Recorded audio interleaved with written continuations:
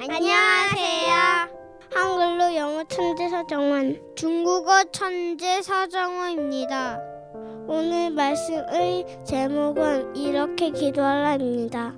하나님의 말씀을 봉독하며 하나님의 말씀을 선포하겠습니다. 누가복음 11장 5절에서 8절 말씀입니다.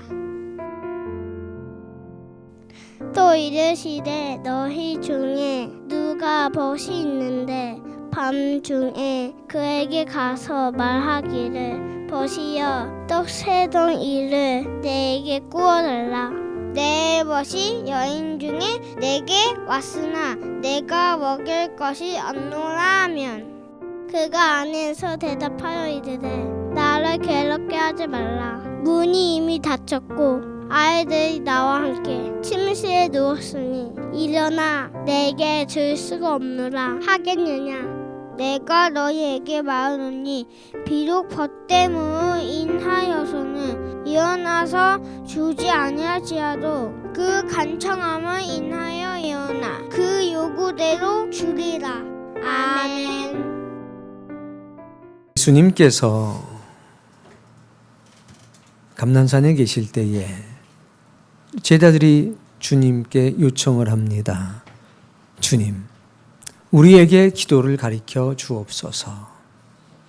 그때 예수님께서 주님의 기도라고 하는 기도를 알려주십니다. 누가복음 본문에는 5가지의 내용을 알려주셨습니다. 아버지여, 이름이 거룩히 여김을 받으소서. 기도의 대상이 있다는 겁니다. 하나님이라는 겁니다. 그리고 첫 번째 기도는 하나님, 우리가 아버지를 영화롭게 하겠습니다. 이렇게 기도해라. 두 번째, 하나님의 나라가 임하게 하옵소서. 하나님의 나라는 2가지로 임합니다. 첫 번째, 영적으로 임하는 하나님의 나라. 두 번째, 예수 그리스도가 이 땅에 오실 때에 이 땅 가운데 이루어질 완전한 하나님의 나라. 너희는 이렇게 기도해라.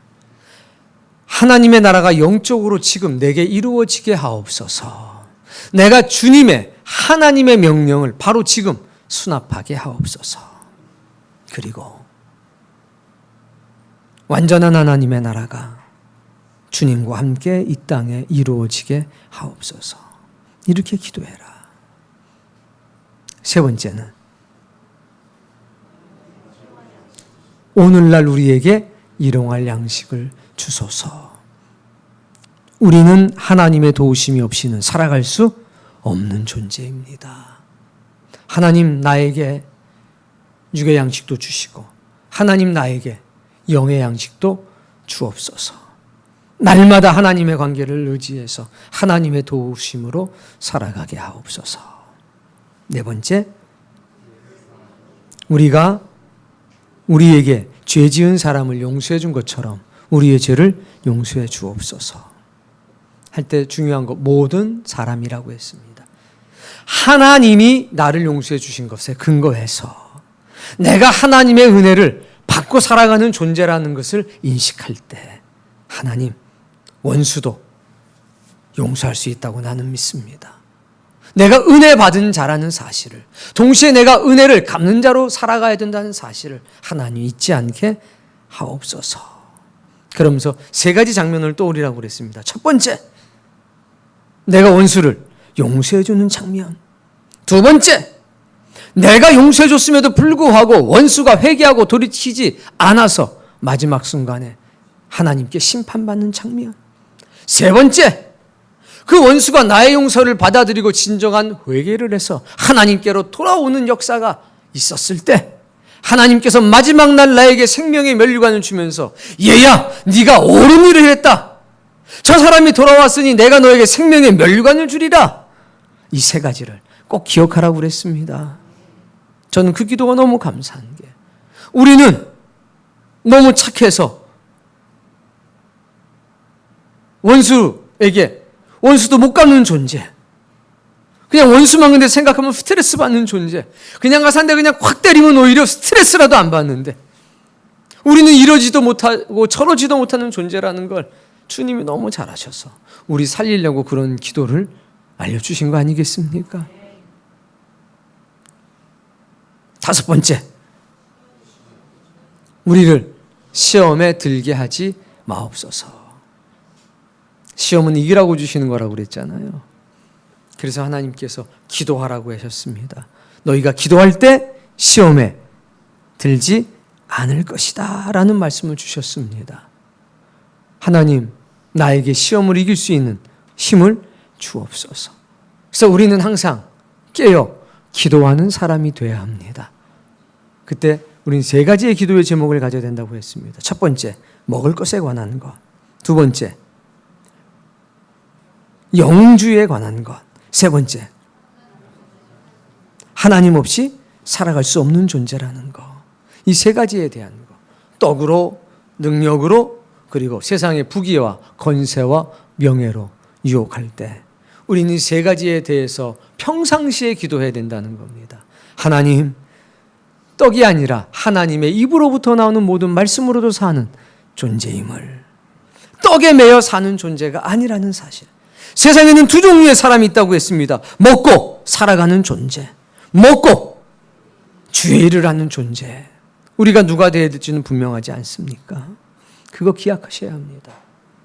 나에게만 하나님의 은혜가 와야 되고 내가 응답받아야 되는 게 아니라 옆에 사람에게, 우리 공동체 안에 응답을 주신다면 그것으로도 감사할 수 있는 사람.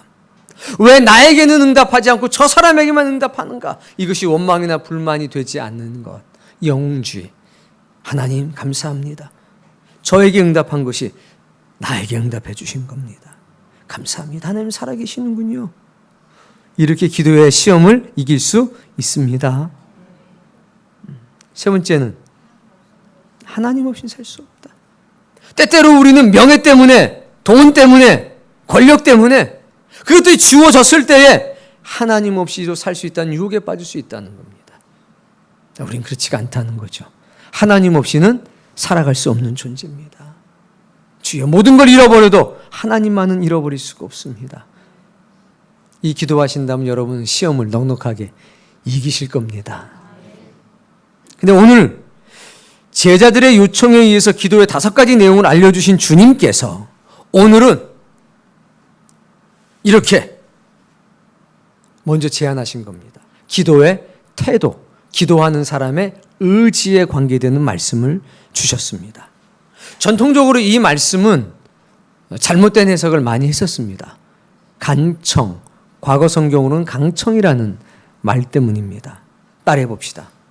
오늘 하나님의 말씀은 기도자의 올바른 태도와 인식을 요구하고 계신다. 바로 그렇습니다. 오늘 본문은 열심히 기도하면 하나님께서 들어주신다는 내용이 아닙니다. 자, 먼저 8절 말씀을 보겠습니다.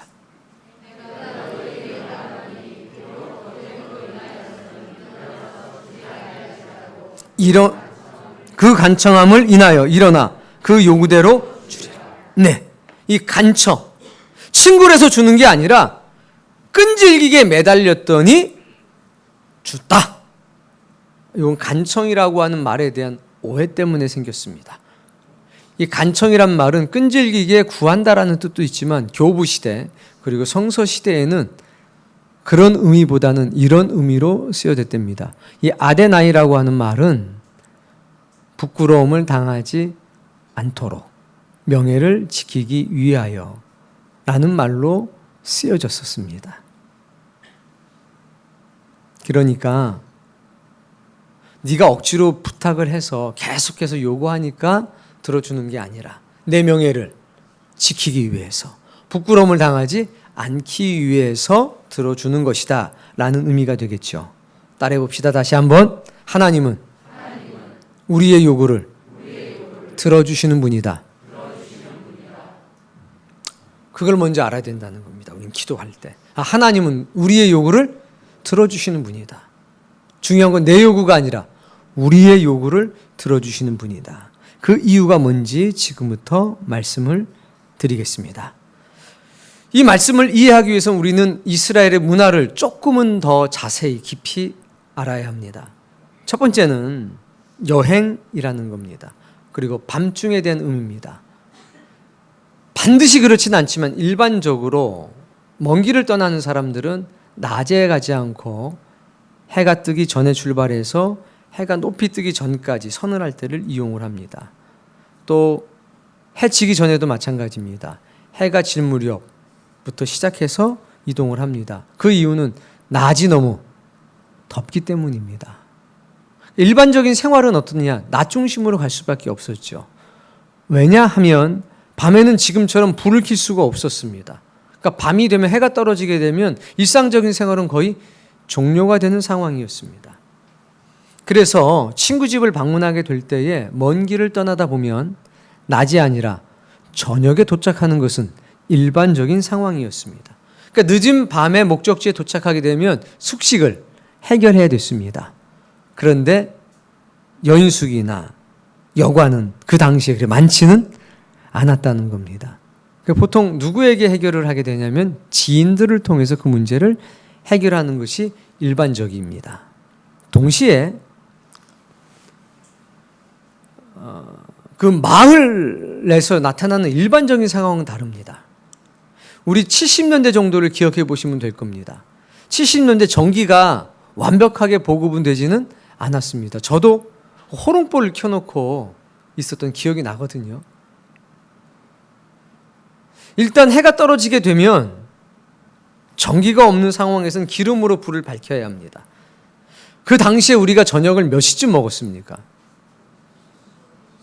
해 떨어지기 전에 먹었죠. 굉장히 일찍 먹은 겁니다. 자, 그럼 밥 먹고 나선요. 1번, TV가 있다 없다? 없다. 그럼 2번, 볼 게 있다 없다? 그럼 3번, 할 일이 있다 없다? 그래서 애를 많이 낳은 거잖아요. 잠을 9시면 자요. 할 일이 없기 때문입니다. 자, 불 끄고 다 잠을 자는데 그때 누가 찾아오면 어떻게 됩니까? 굉장히 골치 아픈 상황이 벌어지는 겁니다. 이 당시 성서시대 때도 마찬가지였습니다.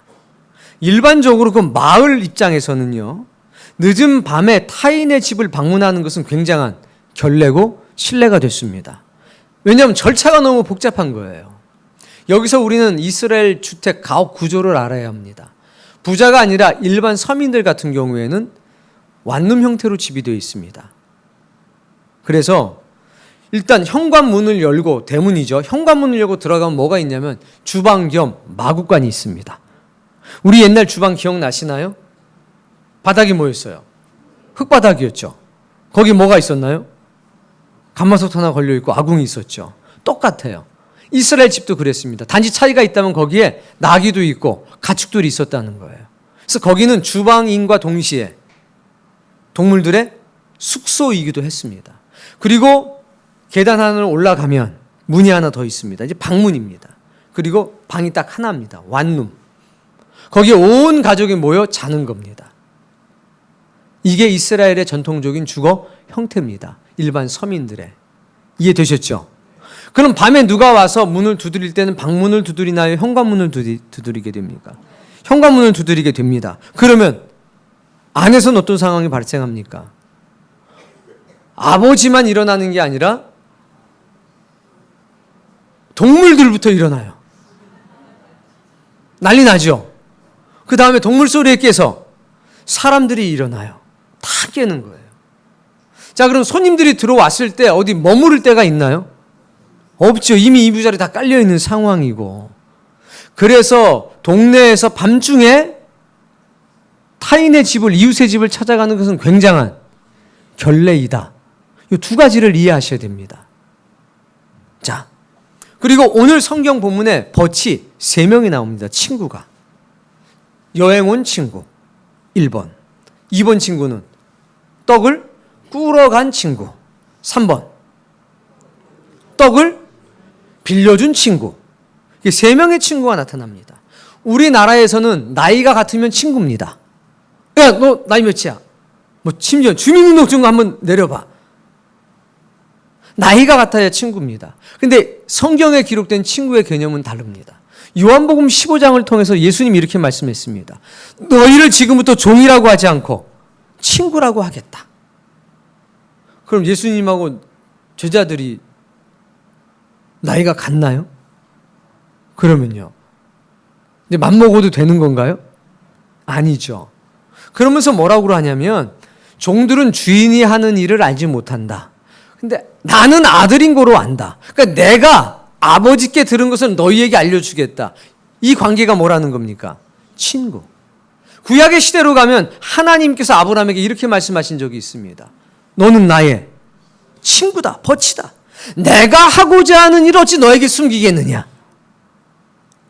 그래서 유대인들은 이 친구라는 표현을 언제 썼냐면 자신이 맺고 있는 관계 중에서 가장 친밀한 관계일 때, 즉 더 이상 좋아질 수 없을 만큼 좋은 관계일 때 친구라고 그랬습니다. 그래서 아버지와 아들이 우리 아버지인데 친구야. 그러면 어떻게 되는 거예요? 부자지간에 더 이상 가까워질 수 없을 만큼 친밀한 부자 관계라는 겁니다. 남편이 아내한테 소개를 하는데 내 친구 같은 아내야 라고 말한다면 더 이상 가까워질 수 없을 만큼 가장 친밀한 관계를 갖고 있는 부부란 얘기겠죠. 이해되시나요? 그러니까 친구는 그거예요. 나이 같은 사람이 아니라 가장 가까운 사람. 더 이상 가까워질 수 없을 만큼 친한 사람. 나 하는 모든 일을 말해줄 수 있는 사람. 내 목숨까지라도 내어줄 수 있는 사람이 누구냐? 그 사람이 친구예요. 이게 성경의 친구의 개념이다. 자, 그리고 이 당시에는 말입니다. 동네가 크진 않고 작은 마을들이었는데 외부에서 손님이 오면 그 손님이 김집사 집에 찾아갔다고 해도 마을 손님이 되는 겁니다. 근데 그 손님을 대접하지 못하게 되면 그 마을에 후치라는 겁니다. 원래는 이스라엘 사람들도 유목민이었지 않습니까? 그래서 손님 대접하기를 게을리하지 말라고 그러는 게 유목민들의 생활입니다. 유목민은 따라해 봅시다. 혼자서는 살아갈 수 없다. 유목민은 혼자 살아갈 수 없습니다. 계속 움직여야 되기 때문에 풀이 어디 있는지를 알아야 되고 물이 어디 있는지를 알아야 됩니다. 손님이 오면 그 손님을 통해서 뭘 얻어야 됩니까? 정보를 얻어야 됩니다. 그러니까 손님과 원수가 되면 안 됩니다. 원수가 찾아와도 그래서 차를 몇 번 줘라? 한 번, 두 번, 세 번. 갔는데 원수 집안이다. 그러면 우리는 어떻게 됩니까? 두 번만 얻어먹고 조용히 나와야 합니다. 세 번 먹고 나면 안 좋은 일이 생길 수도 있으니까. 그 이야기는 뭐냐면 손님을 대접하라는 겁니다. 그래서 아브라함도 세 천사, 그 중에 한 분은 하나님이라고 그러셨는데 영접할 때도 익숙한 환경인 거죠. 그래서 한 집의 손님은 그 마을의 손님이다. 이걸 기억하셔야 됩니다. 그런데 손님에게는 새 떡을 대접했다. 묵은 떡이 아니라 새 떡. 근데 우리 떡의 개념을 확실하게 해야 됩니다. 자, 우리나라에서 떡은 언제 먹습니까? 명절 때 먹죠. 밥은요? 빵은요? 근데 우리가 번역을 떡이나 자꾸 빵으로 하면 자꾸 잊어버려요. 이건 이렇게 이해하셔야 돼요. 떡은 밥이다. 그러니까 손님이 오면 해놓은 밥을 주지 않고 밥을 해서 따끈따끈한 밥을 줬다는 겁니다. 이해되시나요? 왜 따끈따끈한 밥을 줘야 됩니까? 옛날에는 밥솥이 없었잖아요. 전기밥솥이. 그래서 묵은 밥은 전부 다 어때요? 식은 찬밥이란 말입니다. 그래서 손님이 오면 빨리 밥을 해가지고 따뜻한 밥을 대접을 하는 게 예의였죠. 유대인들도 마찬가지입니다. 묵은 떡이 아니라 새 떡을 손님들에게 대접을 해야지 묵은 떡을 대접했다가는 이거는 마을 망신인 겁니다. 자, 근데 떡을 만드는 방법이 두 가지가 있었습니다. 첫 번째는 각각 집집에서 아침마다 하루 쓸 떡을 다 만듭니다. 두 번째는 마을 동네가 작은 경우에는 순번을 정해서 돌아가면서 떡을 만들었습니다. 그 이유는 그게 효율적이기 때문입니다. 그래서 작은 동네이기 때문에 그 집이 김 집사 집에서 몇 개가 필요하고 박 집사 집에서 몇 개가 필요한지를 다 알고 있습니다. 내가 당번이면 그 마을 거를 다 만듭니다. 그런데 갑자기 누가 올 수 있느냐? 손님이 올 수 있기 때문에 여분의 떡을 더 만듭니다. 누구는? 담당자는. 그것이 유대인의 뭐라? 풍습이다. 그러니까 당연히 손님이 오면 이렇게 순번제로 돌아가는 경우에는 누구한테 가겠습니까? 그날 떡 당번한테 찾아가겠죠. 그 떡 당번은 당연히 뭐가 있어요? 새 떡이 있겠죠. 그렇죠? 네. 이것을 알고 이제 오늘 본문을 보겠습니다. 5절.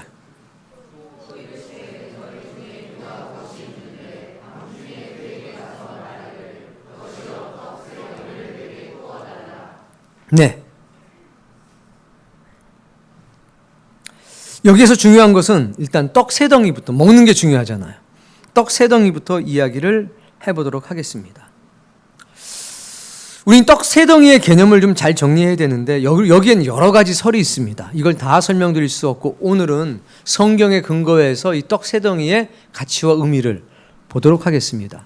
이게 2000년 전의 역사이기 때문에 동네마다 다르기 때문에 기록이 다 차이가 있어요. 그래서 어떤 것을 선택하느냐에 따라 해석은 조금씩 차이가 납니다. 그러나 오늘은 성경의 근거에서 보겠습니다. 요한복음에 보면 16장 9절에 따라해 보세요. 여기 한 아이가 있어 보리떡 5개와 물고기 2마리를 가지고 있나이다. 이 개념으로 보면 어린아이가 가지고 있는 도시락이라고 생각할 수 있지 않습니까? 그러니까 어린아이 도시락 용량이 뭐냐? 보리떡 5개와 물고기 2마리라고 생각할 수 있는 겁니다. 근데 마태복음 15장에는 뭐라고 그랬냐면 너희에게 떡이 몇 개나 있냐 그랬더니 7개와 작은 생선 2마리가 있나이다 라고 말씀을 하셔요. 그럼 이거 통상적으로 어떻게 생각하냐면 일반적으로 해석하면 이거 누가 가지고 있는 겁니까? 성인 한 사람이 가지고 있던 양이라고 이제 해석을 하는 겁니다. 요한복음에는 성인이 아니니까 거기다 딱 집어서 뭐라고 그랬냐? 어린아이라고 되어 있는 거고 마태복음에는 어른이 소유하고 있는 거니까 특별히 표현이 없는 겁니다. 우리가 가서 돈가스집가 돈가스 주세요 하면 뭐 줘요? 근데 우리가 어린이 돈가스 시킬 때는 어린이 돈가스 달라고 하는 거 똑같은 겁니다. 그래서 5병 2호와 7병 2호의 차이는 바로 거기에 있습니다. 하나는 어린아이가 드린 거고 하나는 성인이 드린 거란 말이에요. 그럼 그걸 놓고 보면 이게 이제 보리떡이냐 밀떡이냐 좀 차이도 물론 있겠습니다만 어린아이들은 떡을 몇 개 먹고 5개면 배부르가 먹는 거고 성인들은 7개를 먹으면 배부르게 먹는 거다. 이렇게 해석할 수가 있을 겁니다. 그렇다고 보면 이 요한복음과 마태복음에 기록되어 있는 떡의 양으로 본다면 이 떡 세 덩이는 많은 양은 아닐 겁니다. 그래서 우리는 이렇게 해석을 합니다. 이것은 떡에 대한 게 아니고 예절에 대한 게 아니라 기도에 대한 가르침이잖아요. 그러니까 해석을 어떻게 해야 되느냐? 기도에 대한 해석으로 해야 되는 겁니다. 자, 그러면 기도하는 사람이 아버지 되신 하나님 앞에 기도할 때 떡 몇 덩이를 달라고? 떡 3덩이를 달라고 기도해라는 얘기입니다. 그럼 떡 3덩이의 의미를 우리는 기본적으로 이렇게 해석할 수 있습니다. 최소한에 대한 확신과 감사. 나에게 필요한 게 7덩어리인데 하나님께서 최소한 내가 굶어 죽지 않도록 시장기는 면할 수 있도록 떡 몇 덩이? 3덩이는 줄 줄로 믿습니다. 그리고 3덩이만 주셔도 감사합니다. 내가 질병에 걸렸는데 하나님 이 질병을 낫게 해주세요라고 우리 당연히 기도합니다. 기도하지만 기도했는데 내 아픔 통증이 7이에요. 계속 7로 있습니다. 그럼 우리는 어떤 태도를 취해야 됩니까? 하나님 살아계신 거야? 하나님 나 왜 기도 응답 안 해주시는 거야? 이런 태도를 취해야 될까요? 기본적인 거, 내가 이 통증으로 결코 죽지는 않는다. 두 번째, 하나님, 더 이상 악화되지 않는 것만 해도 감사합니다.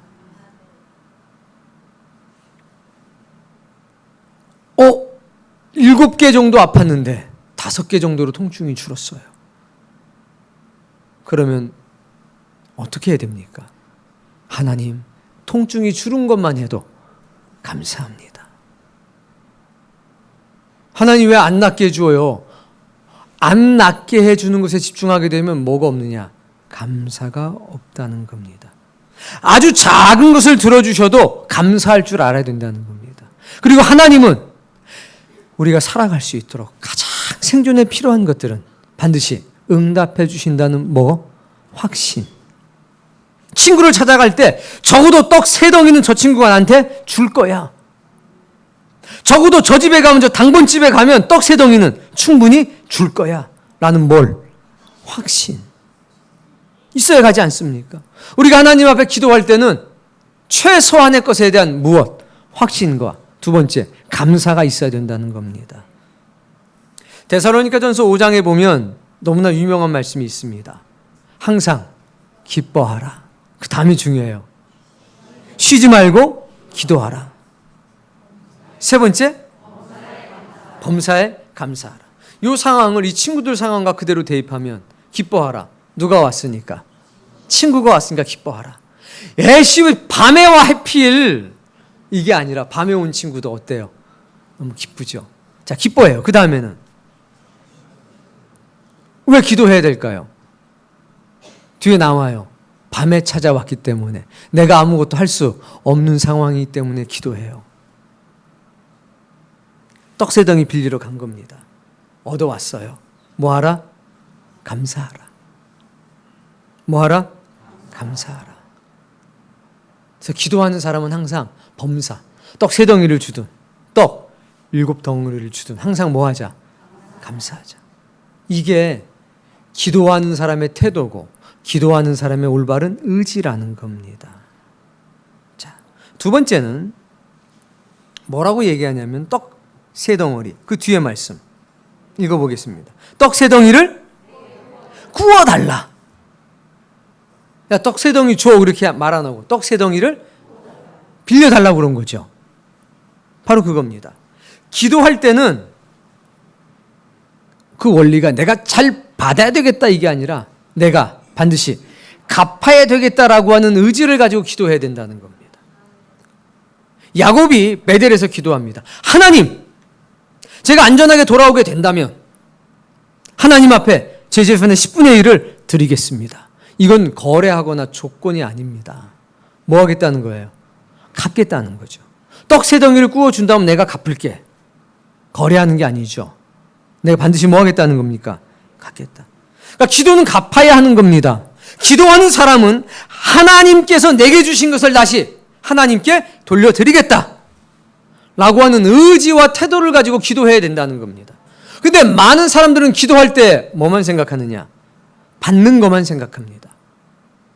근데 하나님은 올바른 기도자는, 진정한 기도자는 하나님이 요구해서가 아니라 하나님, 제가 반드시 갚겠습니다 하는 태도와 의지가 필요하다.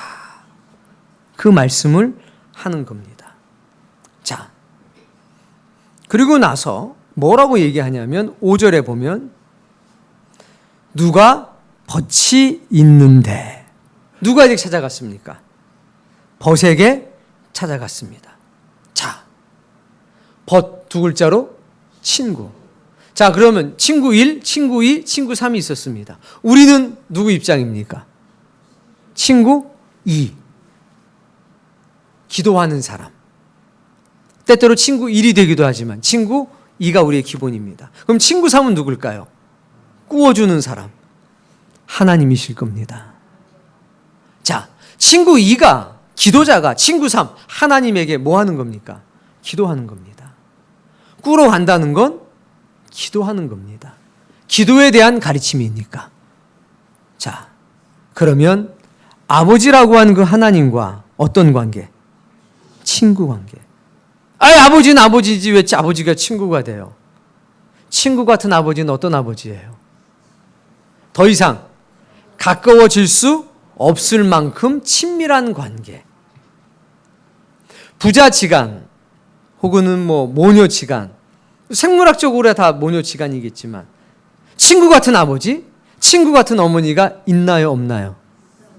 모든 부모와 자녀 사이가 친구 같은, 더 이상 가까워질 수 없을 만큼 가까운 그런 사이인가요? 조용한 거 보니까 아니군요. 바로 그겁니다. 영적으로 하나님과 우리는 부자지간입니다. 그런데 기도할 때 주님 말씀하시는 겁니다. 친구처럼 기도하라. 버치에게 기도하라.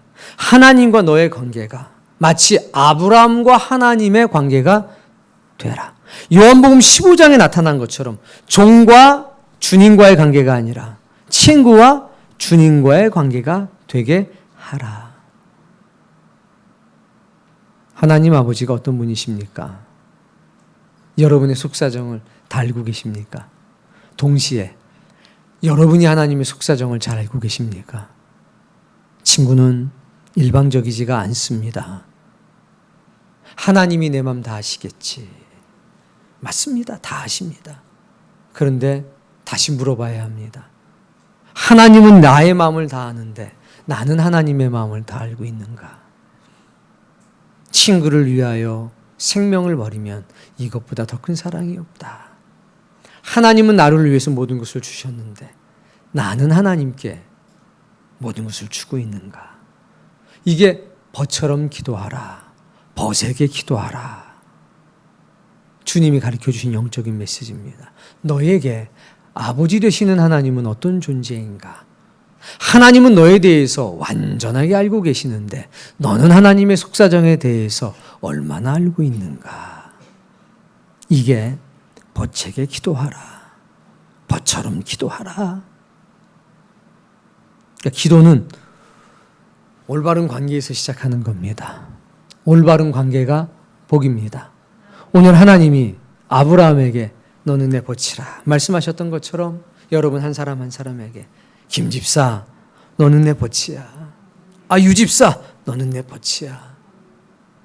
이런 은혜를 다 누리기를 바랍니다. 자, 5절 말씀해 보니까 언제 찾아갑니까? 밤중에 찾아갑니다. 밤중. 물리적으로 보면 이 밤중은 어떤 상황이냐면 내가 떡을 만들 수 없는 상태입니다. 즉, 나 혼자 할 수 없는 상태. 내 인생의 문제를 내가 해결할 수 없는 상태. 고난, 시련. 나 혼자 힘으로 해결할 수 없는 고난이 찾아오고 내가 감당할 수 없는 시련이 찾아올 때, 그때가 어떤 때라는 겁니까? 기도할 때라는 겁니다. 밤중은 우리에게 삶의 두 가지 태도를 보여줍니다.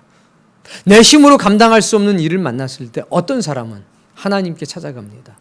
이 풍랑 인하여 제가 더 빨리 갑니다. 이 풍랑 인하여 제가 주께로 더 가까이 갑니다. 주여 나를 도우소서. 그런데 어떤 사람은 야 기도하자 그러면 당분간 나 좀 내버려 두어 라고 말합니다. 나 너무 힘드니까 혼자 있고 싶어. 당분간 나 좀 내버려 둬라고 얘기합니다. 그럼 밤중에 기도하는 게 아니지 않습니까? 그러니까 밤중은 바로 그겁니다. 밤중에 기도하라. 너 혼자 감당할 수 없는 일을 만났을 때 포기하지 말고 피하지 말고 친구 같은 벗과 같은 아버지께 나가서 뭐하라? 기도하라. 네 인생이 가장 힘들고 네가 해결할 수 없는 문제를 만났을 때 그때야말로 하나님께 나아가서 기도할 때가 아니냐. 우리 주님은 이런 말씀을 우리에게 주고 계십니다. 자, 이제 본문 다시 한번 보겠습니다. 5절.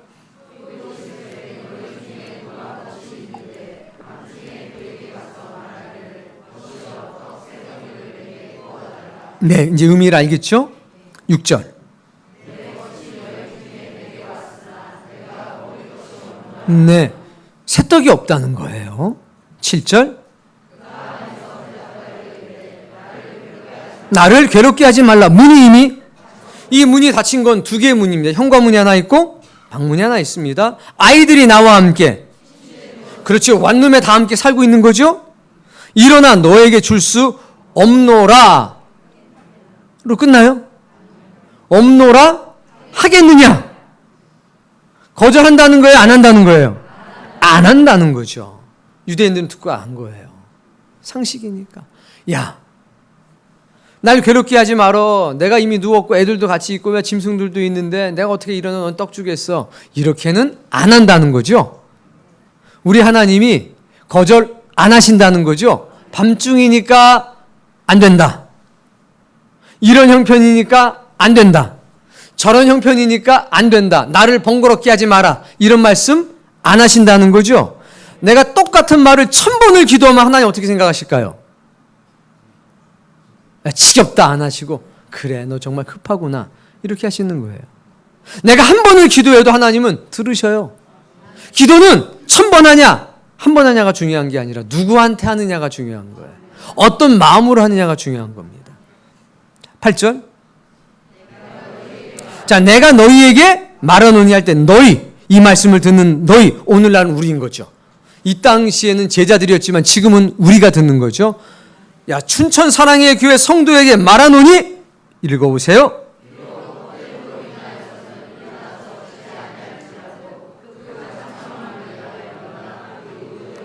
그럼 여기서 이 친구가 거듭해서 부탁을 했나요? 한 번 얘기했나요? 한 번 얘기했죠? 한 번 얘기했기 때문에 여기 상황에서는 간청한 적이 없다는 거예요.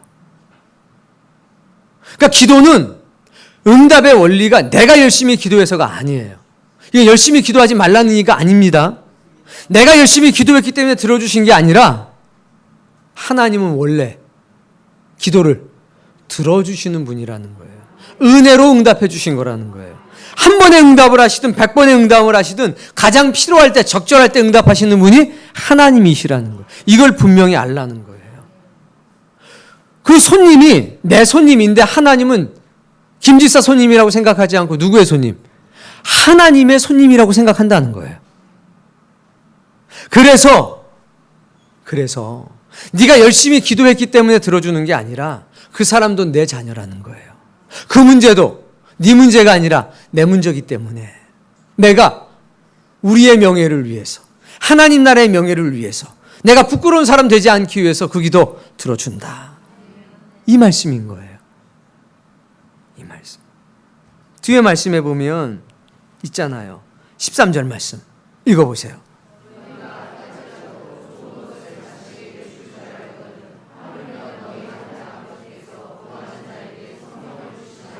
너희가 악한 자라도 좋은 것으로 자식한테 줄 텐데 하물며 하늘에 계신 아버지께서 너희들에게 성령을 안 주겠느냐? 결국 우리가 구하는 것의 본질은 뭐라는 겁니까? 성령님이라는 거예요. 주십니까? 안 주십니까? 주신다는 거예요. 그분이 하나님이라는 겁니다. 주님이 마지막으로 하신 말씀은 그겁니다. 하나님이 어떤 분인지 잊지 말라. 하나님이 어떤 분인지 잊지 말라. 하나님은 우리의 떡을 책임지시는 분이십니다. 동시에 하나님은 이 교회 공동체의 주인이시기도 합니다. 촌장이시기도 하고 우리 모두의 아버지라는 겁니다. 손님이 찾아올 때 그건 우리의 손님이 아니라 누구의 손님? 하나님의 손님. 우리의 인생에 문제가 생기면 그건 우리의 문제뿐만이 아니라 나의 문제일 뿐만 아니라 하나님의 문제. 그래서 하나님은 우리의 모든 것을 버치기 때문에 자세히 알고 계시다는 겁니다. 그리고 버체 문제는 누구의 문제냐? 하나님 당신님의 문제라는 겁니다. 그러니까 내가 한 것 없는데 내가 기도해도 될까? 이 생각하지 말라는 겁니다. 나는 헌금도 제대로 못하고 기도도 제대로 못하고 죄송해서 어떡하지? 밤중 아니냐? 네 혼자 힘으로 해결할 수 없는 밤중 아니야? 그럼 날 찾아와라. 내가 들어줄게. 우리는 그런 아버지에게 기도하는 겁니다. 그러나 참된 기도자는 이 기도를 받으시는 아버지가 어떤 분인지 분명히 아셔야 합니다. 그렇지만 우리에게 몇 가지 태도는 필요하다? 4가지의 태도는 필요하다. 첫 번째, 떡 3덩이. 하나님 최소한의 것은 주실 줄로 믿습니다. 아주 조금만 주셔도 나는 감사합니다. 첫 번째 태도. 두 번째, 구워주십시오. 하나님 제가 반드시 갚겠습니다. 하나님이 필요해서가 아니라 우리의 의지가, 우리의 올바른 태도가 필요하다는 겁니다. 세 번째, 누구에게? 벗에게 기도하라. 벗에게 기도해라. 벗에게. 벗처럼 기도해라. 하나님과 네가 친구 사이가 되어야 된다. 하나님은 너를 다 알고 계시는데 너는 하나님을 온전히 알고 있니? 하나님의 속마음을 알고 있니? 주님 물어보시는 겁니다. 네 번째, 밤중 고난, 시련, 가장 어렵고 힘든 시기, 나 혼자 힘으로는 아무것도 할 수 없는 그때 하나님께 더 가까이 나가서 기도하라는 겁니다. 이 네 가지 태도를 잊지 않고 오늘 주님이 가르쳐 주신 5가지의 기도의 내용뿐만 아니라 올바른 기도의 태도 4가지를 가지고 하나님이 어떤 분인 줄 알고 기도한다면 우리의 영혼은 더욱 풍성한 주의 은총을 누리게 될 줄로 믿습니다. 이 말씀들을 통해서 올바른 기도자로 세워지기를 주의 이름으로 축복합니다.